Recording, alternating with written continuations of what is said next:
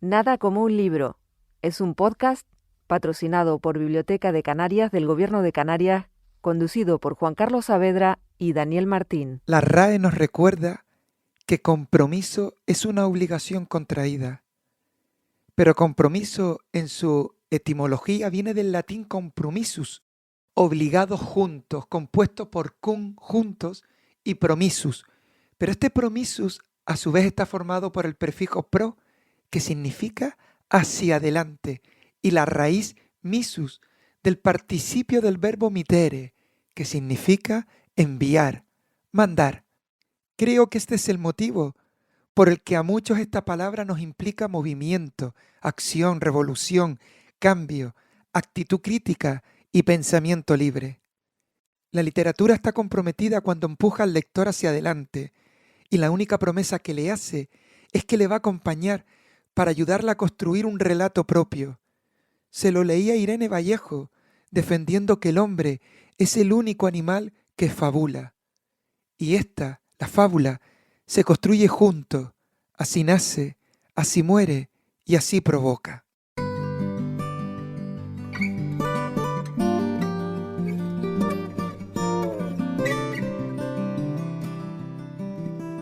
Iniciamos la cuarta temporada de Nada como un libro. Le habla Juan Carlos Saavedra y como siempre está conmigo Daniel Martín.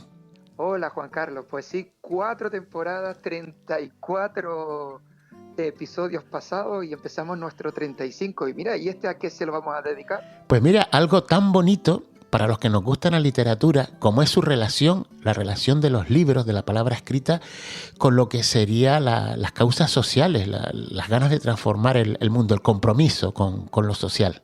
Sí, qué difícil ha sido porque hay tanto contenido, hay tanta relación entre el arte, la literatura y el compromiso social. Pero bueno, vamos a aportar algo, Sí, yo voy a empezar con mi aportación con una entrevista que hice a Iván Mendoza de la Fundación Tamaimo, que nos va a comentar la línea editorial que mantiene esta entidad, y es una línea editorial muy curiosa porque están bastante comprometidos con la publicación de ensayos relativos sobre todo a lo que sería la búsqueda de una transformación social de Canarias. Como ves, Dani, 100% dentro de lo que sería nuestro leitmotiv de este programa.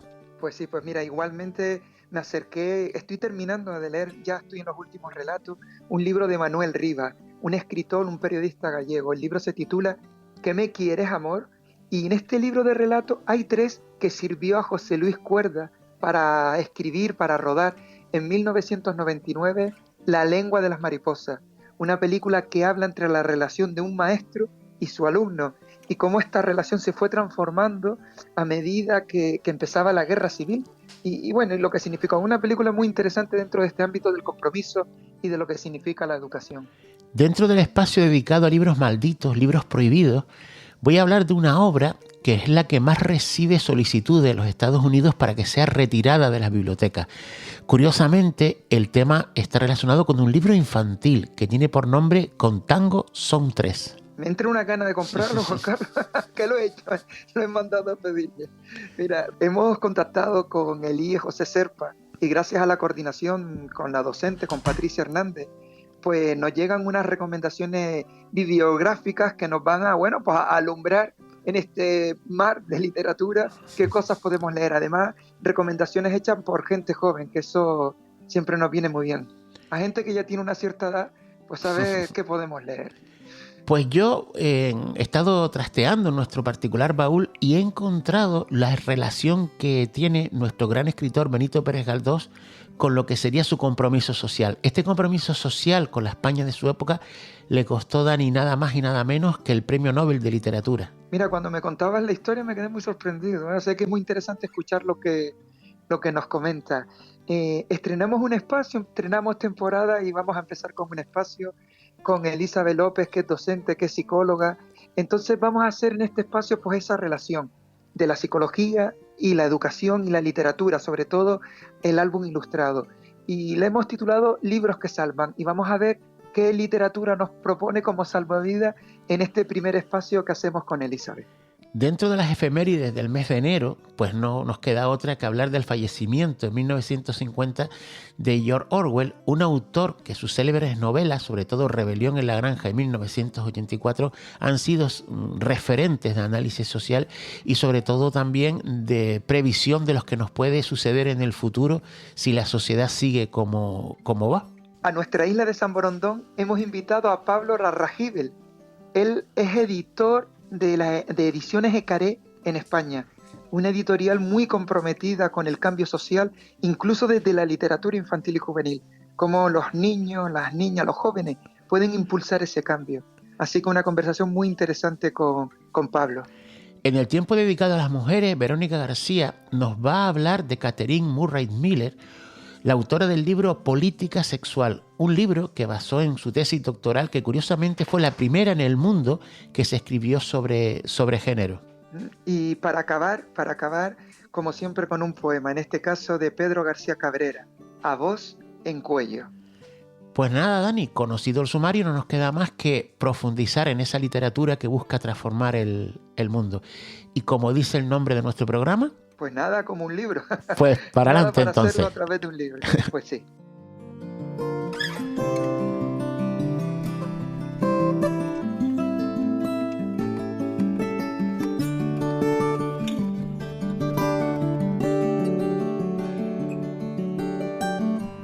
En Nada como un libro no nos gusta viajar solos. Por eso, en el trayecto de hoy nos acompaña Iván Vega Mendoza de la Fundación Tamaimo. Bienvenido a Nada como un libro. Hola, muchísimas gracias, Juan Carlos. Gracias por la invitación, antes de nada, en nombre de la Fundación Tamaimo. En un podcast en el que vamos a relacionar literatura y compromiso social, yo creo que no podía faltar la Fundación. Me gustaría empezar comentando un poquito para los que nos están escuchando cuándo se creó la Fundación Canaria Tamaimo y cuáles son sus objetivos. La Fundación se creó en el año 2014. De hecho, este 2024 celebramos el 10º aniversario, que parece mentira, pero el tiempo corre. Ya llevamos 10 años de andadura. ¿Y cuáles son los objetivos? Ese decíamos también. Y en cuanto a los objetivos, pues en realidad el objetivo general de la labor de la Fundación es promover una canariedad consciente en la sociedad canaria de hoy, porque creemos que esa canariedad consciente contribuirá en definitiva al bien común de la sociedad canaria. Y en realidad el objetivo que hay detrás de todo lo que hacemos es eso, promover pues lo que nosotros llamamos una canariedad consciente. Supongo que si hay un concepto de la necesidad de promover esa canariedad consciente, parte de un análisis o una reflexión sobre el estado actual de Canarias, que ustedes creen que es necesaria esa labor que ustedes realizan. Sí, nosotros en realidad cuando empezamos nuestra andadura, lo que nos movió al final fue hacer lo que sentíamos que no se estaba haciendo, ¿no? Como, bueno, los proyectos en los que colaboramos, los proyectos que lanzamos y concretamente en los libros que publicamos. Nosotros consideramos que sí, pues si recordamos a Juan Manuel Trujillo, que ya en los años 30 decía algo así como que Canarias se ignora e ignora que se ignora, pues nosotros somos de la opinión de que seguimos lamentablemente todavía dando vuelta a esa era, ¿no? Canarias todavía no sabe muy bien quién es y no está todavía en condiciones de irse formando de manera poliédrica, evidentemente, como cualquier sociedad plural, pero encontramos que sigue dando vueltas sin terminar de encontrarse para luego seguirse construyendo. Y en realidad eso también es lo que hay detrás de la labor que realizamos, ¿no? Esas ganas de conocernos mejor, esa necesidad de conocernos mejor para labrarnos un futuro mejor. Dentro de las actividades que ustedes emprenden para esa búsqueda de lo que sería esa redefinición poliédrica, una de las opciones que han hecho es la edición de obras literarias. ¿Por qué crees que la literatura puede ayudar a cumplir con los fines que se ha marcado Tamaimo? Sí, nosotros desde el principio tuvimos clarísimo que queríamos, entre muchas otras cosas, publicar libros. Para nosotros, la literatura, en sentido amplio, pues tanto en su vertiente ensayística como en su vertiente más propiamente literaria, por así decirlo, ¿no? Pues lírica y narrativa, para nosotros es fundamental. Si queremos una Canarias que sea consciente de sí misma y eso redunde en su bien común, ahí nos parece que la literatura, en sentido general, es primordial.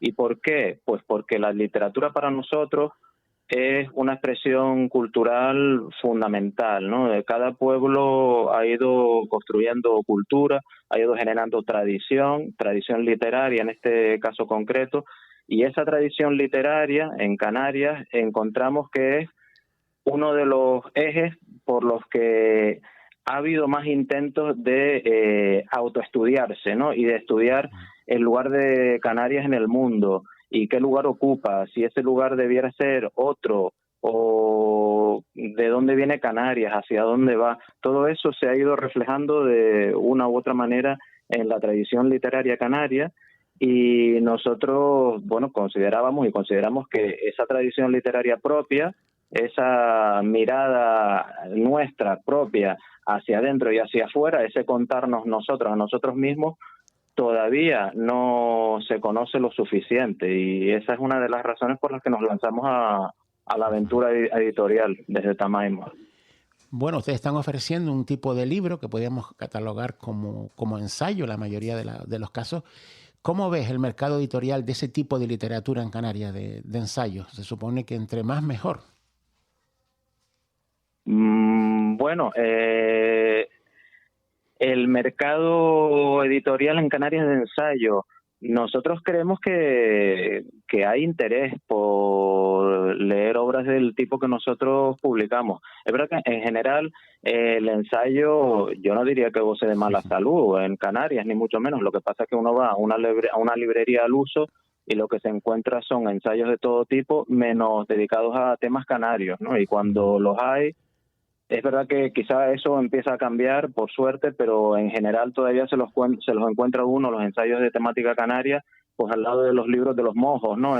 Sí. En una estantería al final, colocada allí en la cuota de, pues, no se sabe muy bien qué, ¿no? Canaria, ¿no? Igual que tienes el libro de los mojos y la guía de senderos, tienes un ensayo literario, ¿no?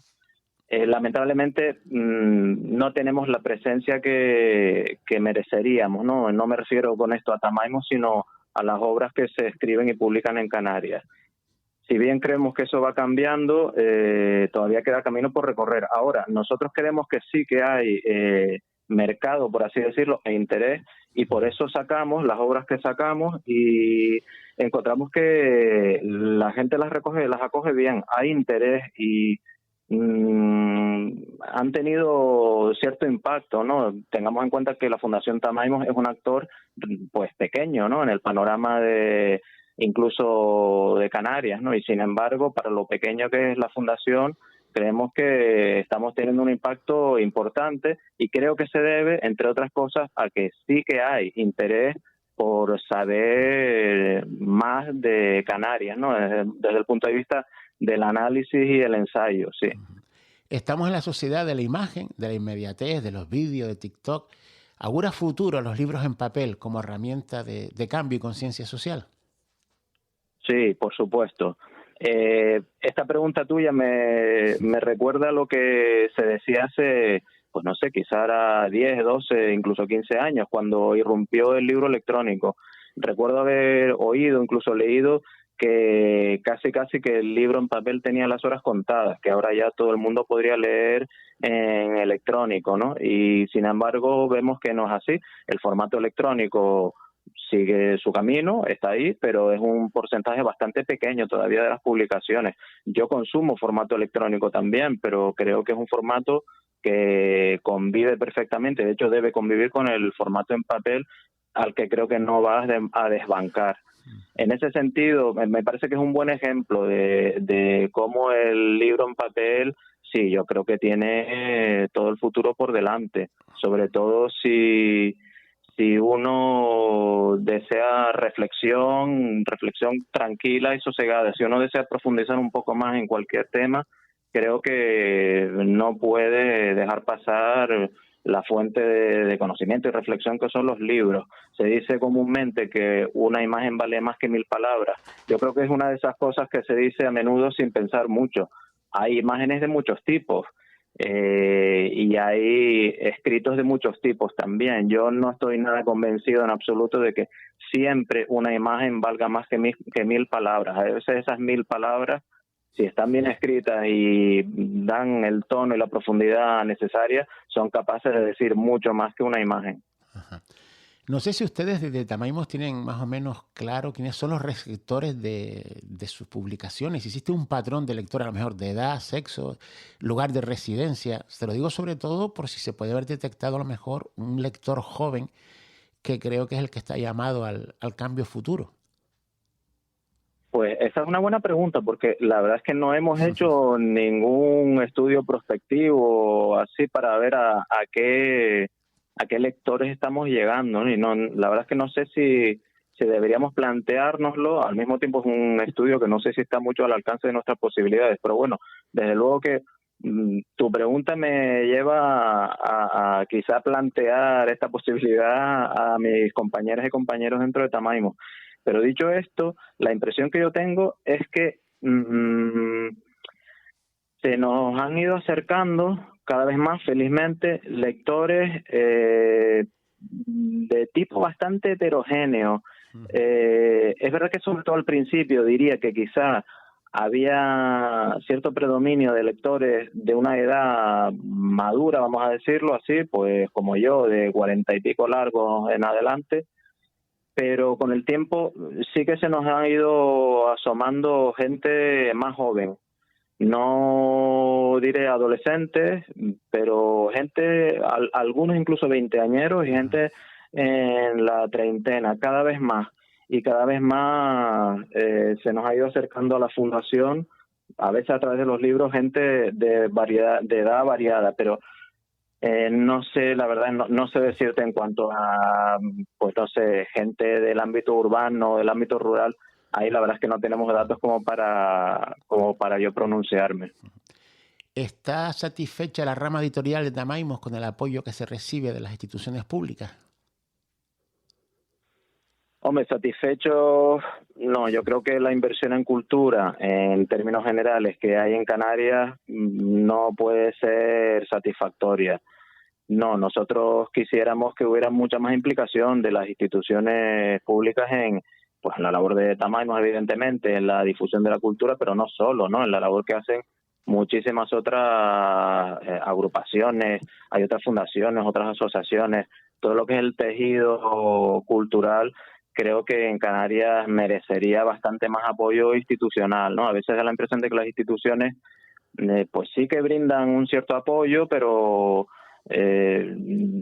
no parecen ser conscientes del papel fundamental, vertebrador que tiene la cultura en general, pero más todavía en un país como Canarias, que está tan necesitado de conocerse, de autoconocerse, de rescatar y recuperar esa tradición propia de manera crítica siempre, para, bueno, andar con ella por el mundo con pasos mucho más firmes, ¿no? Y para seguirla desarrollando, siempre desde un prisma crítico, nunca desde el bombo y platillo por el simple hecho de ser canario. En ese sentido, bueno, nosotros sí hemos recibido cierto apoyo a nuestra labor cultural, pero no el que quisiéramos. En ese sentido, creo que satisfechos, pues no podemos darnos por satisfechos. De los libros publicados hasta ahora por Tamaimo, ¿cuáles destacarías por su importancia de la temática o quizás por la trascendencia que han tenido en los lectores y las lectoras?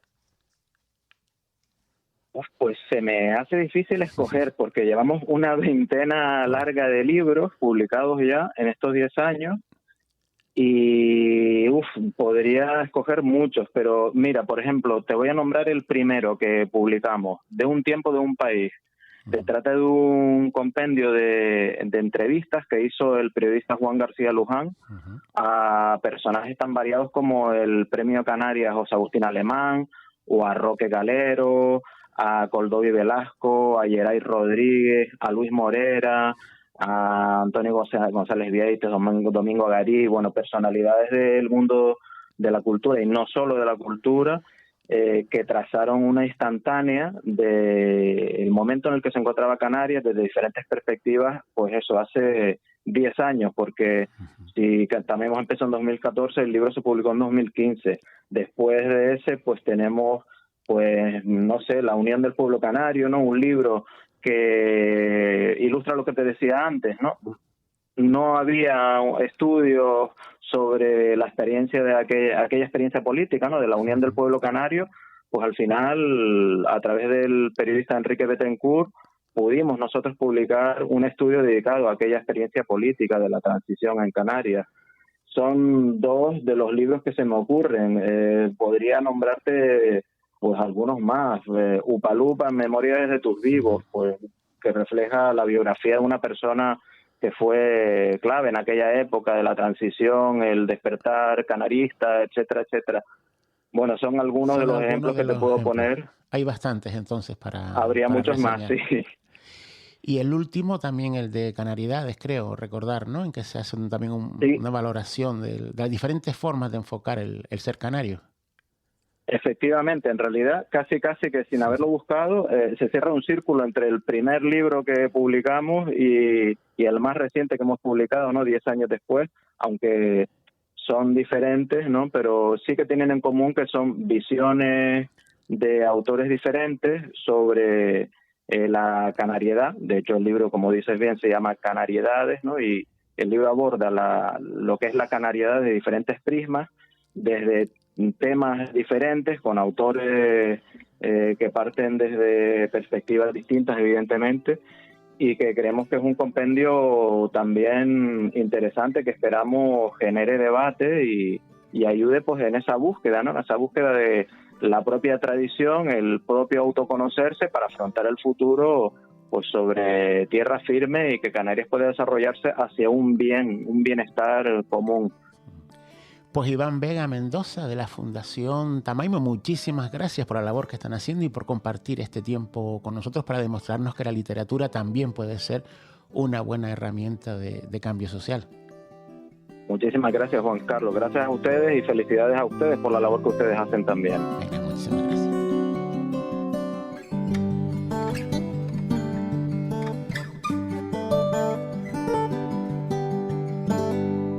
En Nada como un libro, seguimos las huellas de las mujeres en la literatura.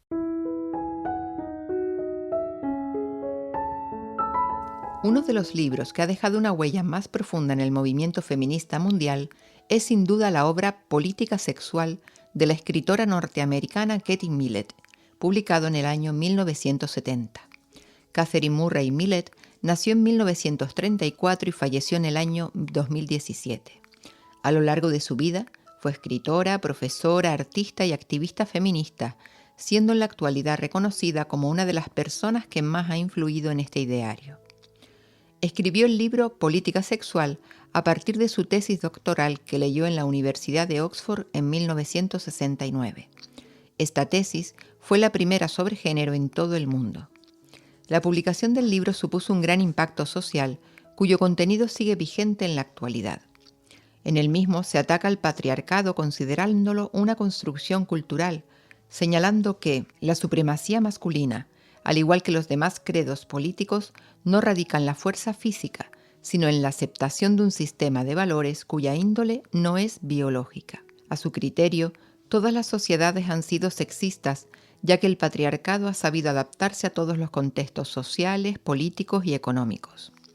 La idea fundamental que introdujo su obra es la de considerar que en el ámbito privado se desarrollan relaciones varón-hembra que sustentan las relaciones de poder que hay entre los sexos en el ámbito público. Esta idea abrió la mente a muchas mujeres que empezaron a entender que el maltrato que ellas vivían en sus hogares no eran problemas individuales, sino sociales, creados por la desigualdad que vivían todas las mujeres. Cambiando esa visión general de lo femenino es como se puede atajar la desigualdad personal de cada mujer. Junto a estos postulados defendió, en contra de la opinión generalizada de su época, el derecho de la mujer sobre su propio cuerpo y el aborto. También atacó el sexismo que a su criterio reinaba en las artes y se declaró abiertamente bisexual, en un momento en que todo lo que no fuera heterosexual estaba mal visto. Con el libro Política sexual se inició lo que se conoce como la segunda ola del feminismo. La primera ola la definió el movimiento que buscaba el sufragio femenino, mientras que la segunda ola que empezó Kate Millett buscaba ampliar el enfoque de la lucha por los derechos de las mujeres al ámbito familiar, a los derechos reproductivos, a la igualdad en el trabajo y la sexualidad. Lo dicho convierte la obra Política Sexual en uno de los libros más influyentes en el mundo a la hora de generar cambios sociales que buscan la igualdad entre personas de diferentes sexos.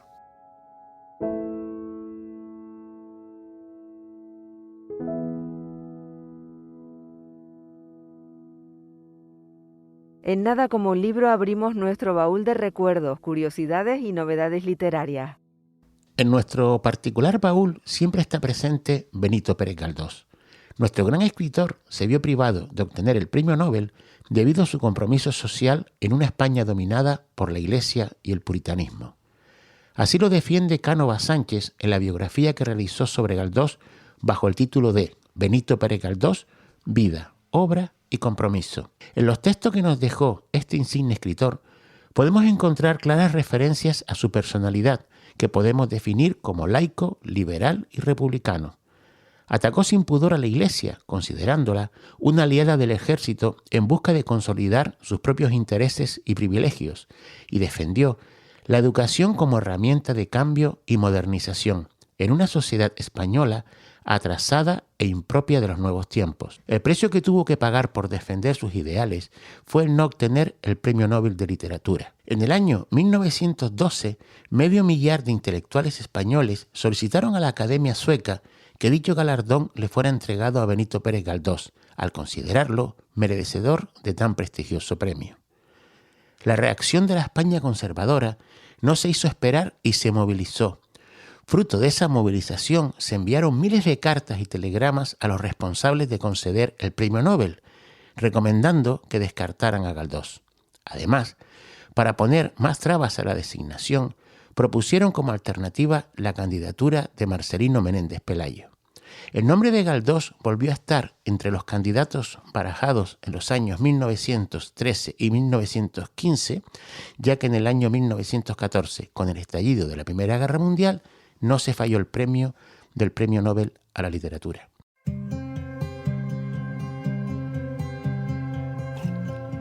El nombre de Galdós volvió a estar entre los candidatos al Premio Nobel barajados en los años 1913 y 1915, ya que en 1914, con el estallido de la Primera Guerra Mundial, no se falló el premio. En cada convocatoria, la Academia Sueca fue bombardeada con cartas y telegramas recomendando la no concesión del premio al escritor de Gran Canaria. Ante ellas, para evitar conflictos, en la Academia se hicieron los suecos y optaron por dar el galardón a escritores menos polémicos como fueron el bengalí Rabindranath Tagore y el escritor francés Romain Rolland. Benito Pérez Galdós fue víctima del conservadurismo y del poder religioso que imperaba en su época y que nunca le perdonó su forma avanzada de pensar. Su compromiso social le costó el Premio Nobel de Literatura.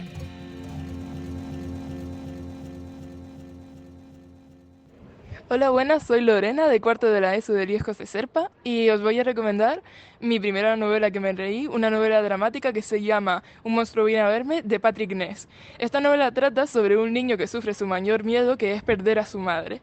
Y pues a pesar de que sea un drama, tiene bastante enseñanza y ha sido un libro muy importante para mí.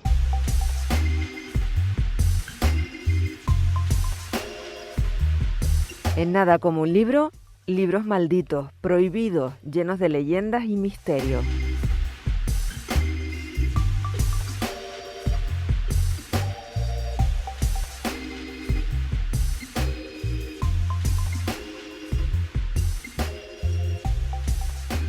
A la hora de hablar de libros prohibidos en el pasado, era de obligatoria mención la Iglesia Católica, pero en la actualidad nos encontramos, en muchos casos, con la censura de los Estados Unidos de América. No es la primera vez que mencionamos en esta sección las solicitudes que recibe la Asociación de Bibliotecas Americanas pidiendo la prohibición de una publicación. Curiosamente, las temáticas que más solicitudes tienen no están relacionadas con la violencia, el sexo implícito o el consumo de drogas. El libro que más solicitudes de prohibición ha recibido es un álbum ilustrado que lleva por título Con tango somos 3, y está basado en un hecho real ocurrido en el zoo del Central Park, donde 2 pingüinos machos que convivían como pareja criaron un huevo hasta el nacimiento de la cría. El huevo que decidieron adoptar provenía de un pingüino que había tenido 2, pero solo podía incubar 1, por lo que el otro estaba condenado a morir. El libro está escrito por Peter Parnell y Justin Richardson, con ilustraciones de Henry Cole y editado en España por Calandraca. Ha sido catalogado por sus detractores como antiétnico, antifamilia, promotor de la homosexualidad e incluso como inadecuado para edades tempranas.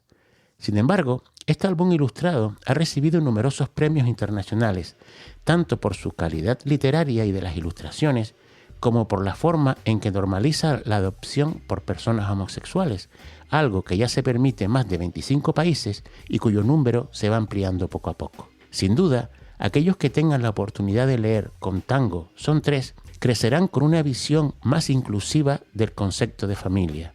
Ojalá que sean estos los que alcancen puestos de relevancia social y política en el futuro.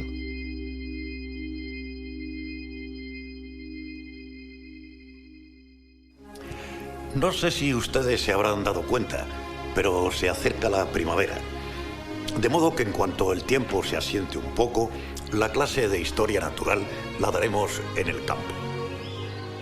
Manuel Rivas es un escritor y periodista gallego. Tiene un extraordinario libro de relatos, ¿Que me quieres, amor? Un libro de historias con que el autor ganó incluso algunos premios, entre ellos el Premio Nacional de Narrativa. De los 16 relatos que conforman el libro, 3 le sirvieron a José Luis Cuerda para rodar en 1999 La lengua de las mariposas. ¿A ustedes les gusta la naturaleza? Ya, no se han detenido a mirarla. La naturaleza, amigos míos, es el espectáculo más sorprendente que puede mirar el hombre. El guionista de la cinta, Rafael Azcona, utilizó 3 de los relatos para armar la película: La lengua de las mariposas, Un saxo en la niebla y Carmiña. La película es hermosa y al final te hace un nudo así en medio del pecho y te deja acongojado, triste y desesperanzado. El compromiso que don Gregorio había adquirido a través de la educación, donde el juicio, el pensamiento crítico y la libertad deben anteponerse a la represión. ¿Saben que las hormigas tienen rebaños de ganado que les proporcionan leche y azúcar? ¿Saben que algunas arañas inventaron el submarino hace millones de años? ¿Saben que las mariposas tienen lengua? Moncho, el niño y alumno de don Gregorio, el alumno preferido de don Gregorio, cuenta la historia que se desarrolla de manera lineal. La literatura y el cine se convierten en este caso en un medio para denunciar desigualdades sociales y plantearnos una reacción que provoque un posible cambio. ¿Qué me quieres, amor? Es un libro que intenta desgranar el misterio de las relaciones humanas, el amor, el desamor y la soledad. Un libro y una película para disfrutar y pensar, para sentir y reaccionar. ¡Arriba España! Cuando uno se muere o no se muere. ¿Y usted qué piensa? Yo tengo miedo.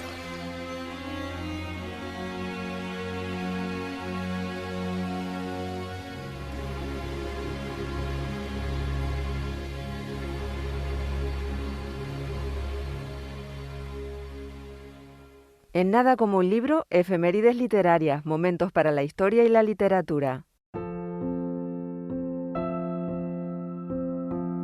En el mes de enero de 1950 falleció el escritor Eric Axel Blair. Sus libros tuvieron un gran impacto social, alertando de los peligros que suponía el comunismo soviético frente a los derechos individuales y la democracia.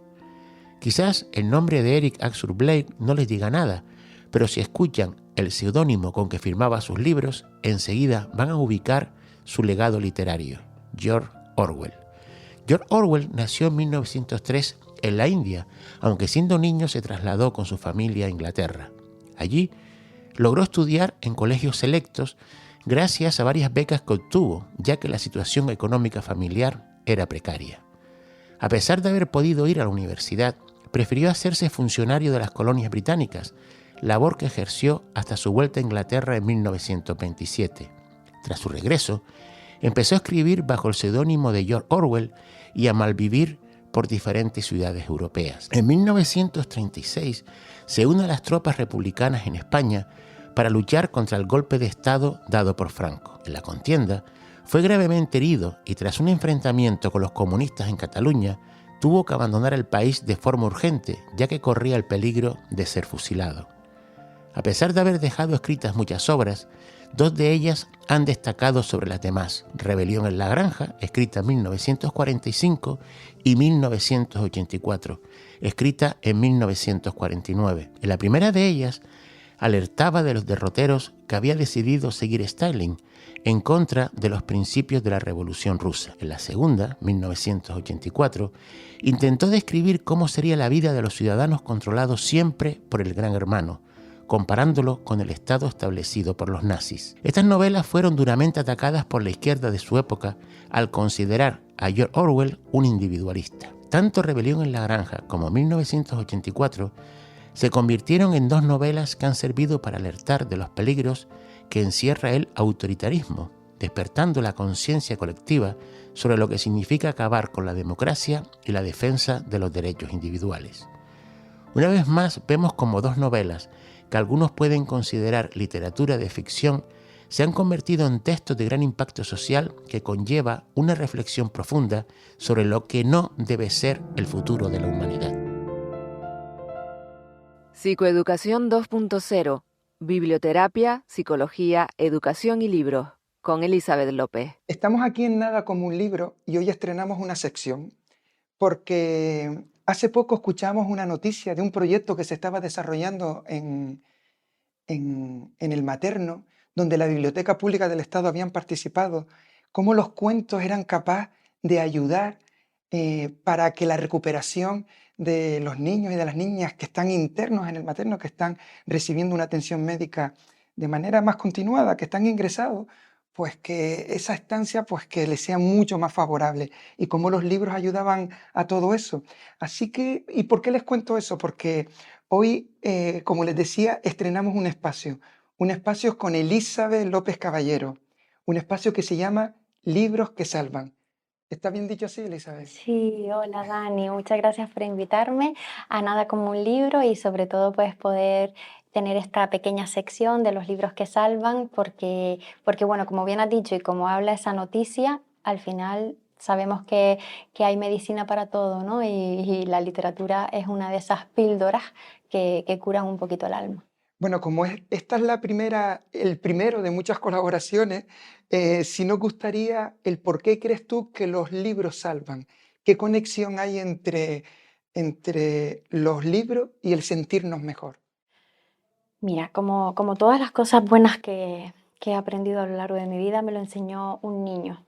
Trabajando en sesión, en consulta una tarde con un niño, estaba utilizando un álbum ilustrado para trabajar precisamente lo que sabía que le pasaba al niño, ¿no? Y me dice, mira, al niño del cuento le pasa lo mismo que a mí. Dice, ya no soy tan raro. Y el niño empezó a mejorar un poquito porque se dio cuenta de que lo que le sucedía también le sucedía a otro personaje de un cuento y que entonces él ya no se sentía tan diferente y me pareció tan bonito que me pareció que lo había sanado el libro realmente, no las sesiones ni mucho menos, porque al final él encontró su lugar entre las páginas de un libro, en la historia de alguien que otra persona escribió. El niño conectó, empatizó y se sintió menos solo. Y yo creo que los libros tienen eso, nos hacen sentir menos solos. Bueno, precisamente hoy tratamos un tema, el compromiso, la capacidad que tenemos las personas de transformar lo que nos rodean porque consideramos que eso es importante. Entonces, claro, te hemos pedido algo, no sé si muy complicado, si es que de los temas que tratemos en el podcast, pues que tú nos hagas alguna propuesta de algún libro que puede ser salvavidas para todos nosotros. A ver, todos los libros son salvavidas, pero sí que es cierto que en algunas de las propuestas ha sido difícil encontrar un álbum ilustrado que se adapte a ese tema. Ha sido todo un reto. Por ejemplo, para este tema que estrenamos en esta primera sección de libros que salvan, les traigo Niños y Niñas Feministas. A mí es un álbum ilustrado que me gusta mucho, porque al final habla sobre el compromiso social, sobre la igualdad, sobre el feminismo, y también pues es una manera de demostrar que para que las cosas cambien tenemos que unirnos todos. Mujeres, hombres, niños, niñas, porque el feminismo no es una cosa de mujeres ni de niñas, es una cosa de todos, es una cosa, algo de la sociedad.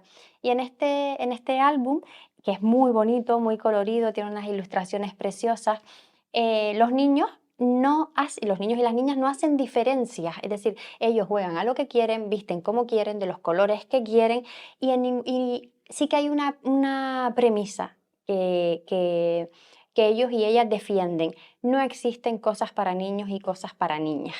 Entonces es una forma de educar, de enseñar, de trabajar con los niños, porque es un álbum ilustrado muy guay para trabajar en el aula, que es cierto que no hay cosas para niños y cosas para niñas, porque todavía, a ver, es algo que tenemos muy interiorizado y todavía escuchas a veces al alumnado decir: no, no, es que a esto solo vamos a jugar los niños, y tú dices, o sigues viendo en el recreo grupos de 4 niños jugando una cosa y de 4 niñas jugando a otra, que está muy bien, pero sigues viendo como esa separación, ¿no? Y luego ves otros grupos que son pues más mixtos, ¿no? Están los niños y las niñas jugando por igual.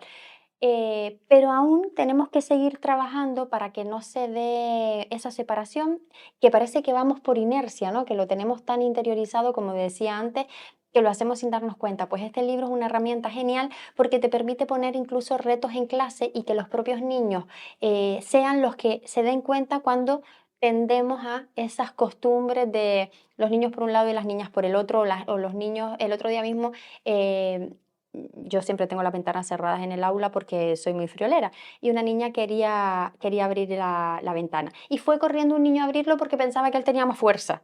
Y digo, ¿pero dónde vas si tu compañera también es capaz de abrirla? Entonces, esos pequeños detalles de esas creencias limitantes, pues las podemos ir deconstruyendo con este tipo de libros, como puede ser Niños y Niñas Feministas. ¿Y tiene contraindicaciones este libro? Sí, que te hace más sabio y más sabia. Bueno, pues nada, pues esta es la recomendación.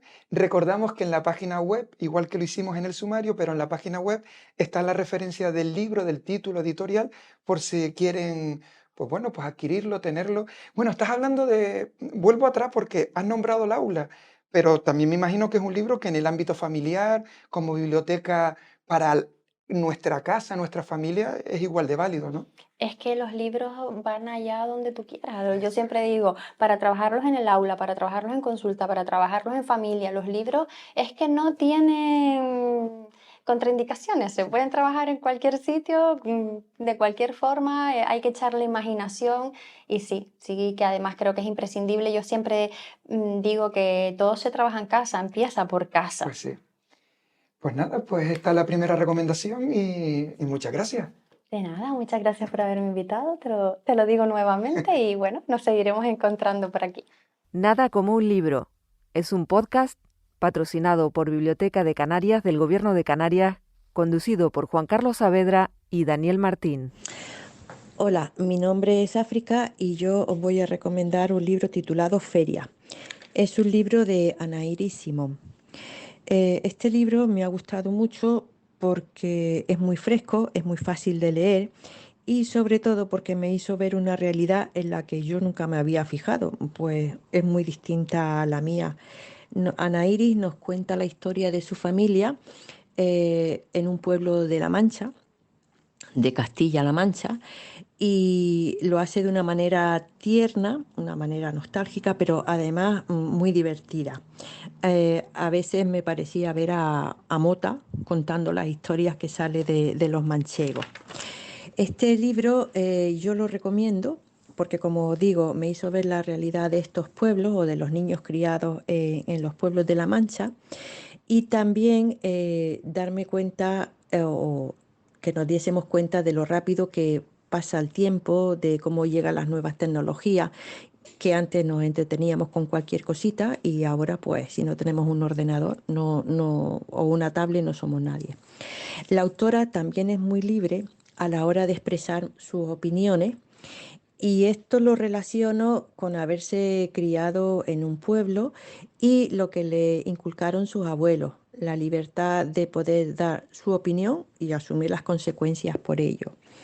La impresión personal que me quedó fue muy grata, pero a la vez me hizo ver muchas similitudes con que todos vivimos en una isla, esté o no esté rodeada de mar. Unas veces está rodeada de mar, otras veces está rodeada de tierra, pero al fin y al cabo vivimos en una isla. Y también me hizo, o creo que todos nos podemos ver reflejados en algunos detalles. Espero que os guste. En Nada como un libro viajamos a un lugar llamado San Borondón para hablar de literatura infantil y juvenil, cuentos y relatos para todos los públicos. Hoy en San Borondón nos acompaña Pablo Larrajíbal. Él nació en Chile, donde vivió hasta los 12 años y tuvo que exiliarse a Venezuela después del golpe de Estado de 1973. Desde 1985 se dedica a la edición de libros, revistas, suplementos de prensa y a la coordinación de diseño gráfico y producción editorial para diversas publicaciones. En 1998 se traslada a Barcelona, España, donde se dedica al periodismo musical y a la producción de programas de radio. Pero es en el año 2001 cuando recupera la actividad editorial y pasa a dirigir el inicio de las actividades de Ediciones Ecaré en España. Ecaré es una editorial comprometida, una editorial cercana a los niños y a las niñas, a su problemática y sobre todo a la respuesta que ellos son capaces de dar para cambiar este mundo, para hacerlo mejor, para hacerlo más habitable para todos nosotros. Les recomendamos y les animamos a que escuchen las palabras de Pablo Larrajíbal, al que le agradecemos enormemente que se haya acercado a Nada como un libro y que nos haya visitado aquí, en la isla de San Borondón. Bueno, esta pregunta cero o reflexión nos lleva un poco a cuestionarnos el de dónde es una editorial. Ecaré, por su lugar de origen, por el momento en que se fundó, los objetivos iniciales que tenía, es indiscutiblemente venezolana, pero si algún desprevenido mira el catálogo de la editorial, y a pesar de que verá muchos autores venezolanos, no quedará tan convencido de que sea solo venezolana, porque se encontrará también numerosos autores y autoras de procedencia iberoamericana. Hago la aclaratoria de que cuando hablo de autoría me refiero también a los y las ilustradoras, evidentemente, esto es importante. Pero así digo, se encontrará autores de Colombia, Brasil, Uruguay, España, Cuba, Chile, Guatemala, Argentina, etc. Y si sigue indagando, verá que en el copy de los libros aparece también, junto a la de Caracas, la dirección de nuestra oficina en Barcelona, España, y también la de Santiago de Chile. Y además tenemos distribución en casi todos los países de América. ¿Será que somos un poco del país de cada autor y autora de la editorial? En todo caso, y técnicamente hablando, la editorial nació en Venezuela, donde sigue estando la oficina en el mismo lugar donde se creó en 1978, y es española porque editamos desde Barcelona, autores de Barcelona, Madrid, Jaén, Valencia, Alicante, Huesca, San Sebastián, Santander, y también chilena, dada que la oficina de Santiago se dedica a hacer libros para el mercado chileno con autores e ilustradoras básicamente chilenas, y casi todo su fondo lo distribuimos en España y en el resto de América. Visto así, parece una editorial muy, muy grande, pero somos pocas personas en 3 pequeñas oficinas. Esto es importante que quede claro. Creo que me fui en todo caso por los cerros de Úbeda con esta reflexión, pero podríamos concluir de alguna manera que Ecaré es una editorial migrante, que nos gusta explorar territorios y sumergirnos en los lugares donde vamos tocando tierra. Y está bien creer que la editorial es también de donde viven los autores que confían en nosotros para publicar sus historias. Editar sabiendo que son los niños, las niñas quienes leerán el libro es una responsabilidad grande, sin duda, pero es una responsabilidad con los lectores, es respeto al lector. Editamos pensando en el lector, siempre. Creemos que la gran mayoría de las veces nos acercamos a la visión del lector infantil, a sus palabras, a su mundo, a su perspectiva. Esa es nuestra idea, es lo que perseguimos cada vez que publicamos un libro. Muchas veces nos damos cuenta de que sí lo logramos por comentarios que recibimos de mediadores y de los propios lectores cuando hacemos talleres o estamos presentes en ferias. También estamos convencidos de que un buen libro para niños, la buena literatura para niños, puede ser reconocida y así debe ser por lectores adultos. Para poner algunos ejemplos de esto, podríamos hablar de libros como Búho en casa, de Arnold Lobel, La composición, de Antonio Escármeta y Alfonso Ruano, Los carpinchos, por hablar de una novedad de Alfredo Sodergit, La mejor jugada de Madani, de Fran Pentadere y Raquel Catalina, Ug, esta maravilla de relato del Pleistoceno de Rafael Yocten, León de biblioteca. Son libros que un adulto podría perfectamente disfrutar en lectura solitaria, pero, y esto es una recomendación, muchísimo más si lo lee en compañía de un niño o una niña, cosa que le permitirá hacer la lectura a través de los ojos de este niño. Se dará cuenta de la capacidad lectora de los niños y le permitirá ver cosas que en una lectura solitaria muchas veces se pasa por alto, casi siempre se pasan por alto. Animo a madres y padres a compartir la lectura en voz alta con sus hijos e hijas. Sabrán si el libro es bueno y si les interesa a los niños al poco de empezar. Claro, hay que poner algo de ganas y hacer un espacio amable para la lectura, sin móviles, ni pantallas, ni otras distracciones. De verdad esto, animamos a disfrutar de la buena literatura para niños y niñas en general y, por supuesto, ya que estoy hablando desde la editorial, los que publicamos en ECARI. Y llegado a este punto, nos interesaba saber qué importancia tenía la infancia en las decisiones que toma la editorial, que toma ECARI. Pues la infancia en las decisiones que toma la editorial juega un papel principalísimo y parece la respuesta evidente de alguien que representa una editorial que publica libros para la infancia, pero no es tan sencillo. Los niños no deciden en la inmensa mayoría de los casos lo que leen. Tienen como prescriptores a los adultos que les rodean, su madre, su padre, sus enseñantes, los libros que tienen a la mano los han comprado los adultos, los han llevado a casa, a la escuela, a la biblioteca, son adultos. Así que la intermediación del adulto ocurre en la inmensa mayoría de los casos. Pero aún así, evitamos hacer libros para que los adultos crean que es un buen libro para niños porque satisface a las preocupaciones del adulto. Nuestra intención es hacer muy buenos libros para la infancia y si lo logramos, como creo que ocurre en casi todos nuestros libros, los adultos comprobarán que también es un buen libro para ellos. Creemos en esa máxima que pregona que un buen libro para niños es también un buen libro para adultos. Debe ser también un buen libro para adultos. Somos muy conscientes de que el libro pasa antes, casi siempre por el filtro de los adultos. Profesorado, bibliotecarios, libreras, madres, padres, mediadores. Ellos son los que ponen los libros en manos de nuestro público objetivo. Y aquí nos embarga una gran angustia. Vemos mucho interés y conciencia en padres, madres, profesorado, etcétera, acerca de la necesidad de promover la lectura en niñas y niños, de poner buenos libros en las manos de estos lectores, ojalá ya sean lectores, pero de esa necesidad sabemos que llevar a casa un libro es una buena idea, pero la enorme oferta puede asustar. Entrar en una librería no especializada, con gente que muchas veces no sabe qué está vendiendo, con sección infantil, es casi siempre enfrentarse a un colorido espectáculo de purpurina y fuegos artificiales. Dragones, dinosaurios, arquitecturas de pop-ups inmensas y sorprendentes, libros con guías de cómo debe leerse y aprender valores un niño, autoayuda para niños disfrazada de colorinches, muchas guías de cómo gestionar emociones y nada de calma. Libros, espectáculos solamente, sin espacio para el sosiego, ausencia de literatura. Y no es difícil encontrarse con una sección infantil así, perturbadora en este sentido, no sabes a dónde dirigirte. ¿Cómo se orienta a estas personas para que lleven a casa o a la biblioteca escolar buenos libros, buena literatura? Pues existen muy buenos blogs, pero tampoco son fáciles de encontrar. La crítica especializada en literatura infantil prácticamente no existe en los grandes medios, así que celebramos que haya esos mediadores incansables que dan pasos en intentar orientar sobre buenos libros que se publican para la infancia. La verdad que podríamos publicar una lista de buenos blogs, los existen, y quedo a las órdenes de ustedes para hacerlos públicos, más públicos de lo que ya son.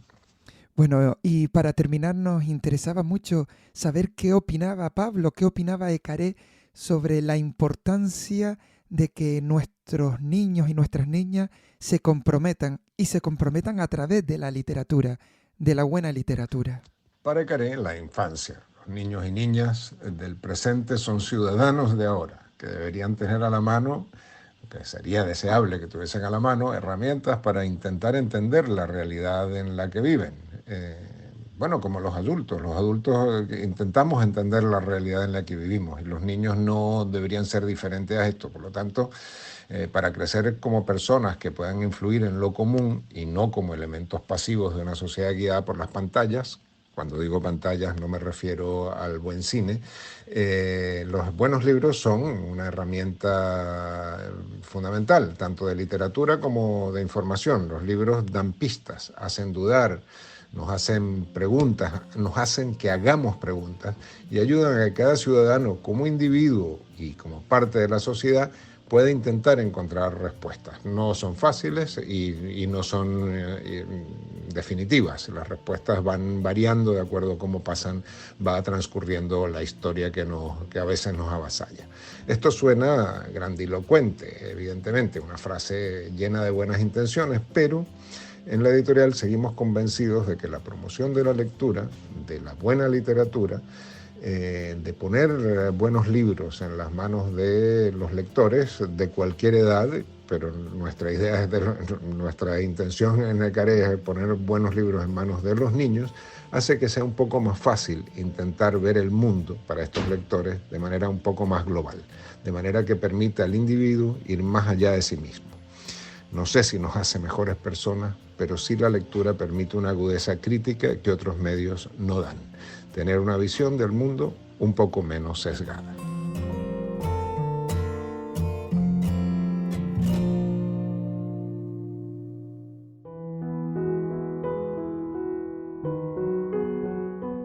Versos al viento. Poemas hasta el próximo encuentro.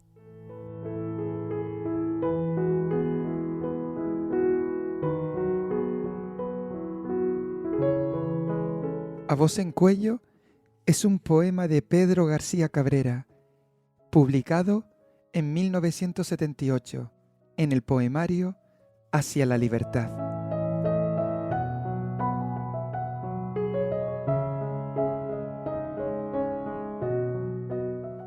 Contra viento y marea, con el alma en un hilo entre luces y sombras, amo la libertad.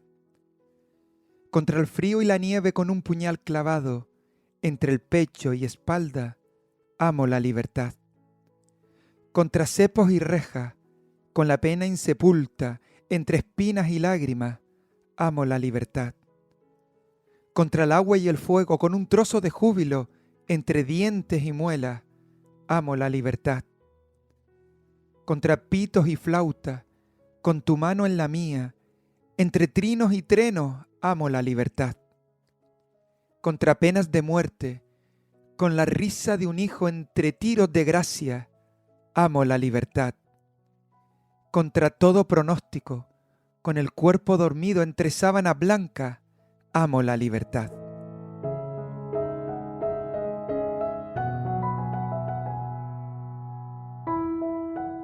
Nada como un libro. Es un podcast patrocinado por Biblioteca de Canarias del Gobierno de Canarias, conducido por Juan Carlos Saavedra y Daniel Martín.